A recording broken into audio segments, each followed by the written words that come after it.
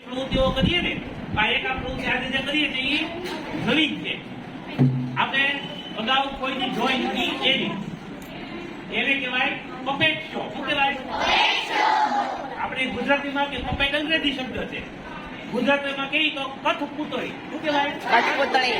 અલગ અલગ પ્રકારના ઢીંગલા ઢીંગલી નવા નવા પ્રાણીઓના ઓલા હોય એના હાથના આંગા ઉપર દોરા બાંધી અને એનો ખેલ થાય. શું થાય? જૂના જમાનામાં જરા મોબાઈલ નહોતા ત્યારથી વાત છે. કઠપૂતળીના ખેલ આપણે ગામે ગામે માણસો કરવા આવતા, બધા બહુ જોતા. એમાં આખા આખા નાટક ને એવું બતાવતા. શું બતાવતા? આ તમને કઈક નવું શીખવા મળે, તમને કઈક નવું જાણવા મળે, એ માટે આપણે એક પપેટ શો એટલે કે કઠપૂતળીનો ખેલ. અને એમાં તમને સંદેશો એનો મળશે સ્વચ્છતાનો, સફાઈ. એનો સ્વચ્છતા આપણે રાખવી જોઈએ, સફાઈ રાખવા માટે આપણે શું કરવું જોઈએ, સફાઈનું શું મહત્વ છે, એ તમને આ પપેટ શો એટલે કે કઠપૂતળીના ખેલ દ્વારા બતાવશે. એ પપેટ કઈ રીતના તૈયાર થાય, એને કઈ રીતના હટાવવાની એ આખી કળા છે, એ જ તમે શીખજો. બરોબર? આપણી વચ્ચે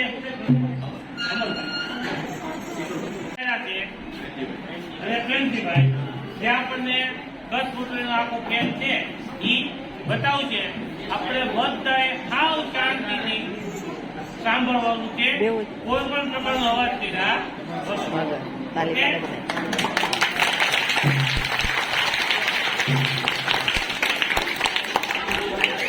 આપની સ્કૂલમાં જે કઠપૂતળીનું આયોજન કરવામાં આવ્યું છે એ મહુવા નગરપાલિકા તરફથી આયોજન કરવામાં આવ્યું છે. તો મનોરંજનની સાથે સાથે કાંઈક નવું સમજાવવા, કાંઈક નવું શીખવાડવા આવ્યા છીએ. તો સૌથી પહેલા આપણે મનોરંજન લઈ લઈએ, પછી કાંઈક નવું શીખીશું. બરાબર ને?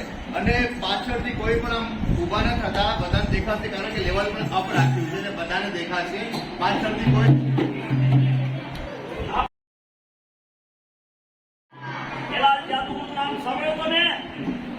હા, બહુ જૂના કલાકાર જાદુગર હતા. જાદુગર હતા.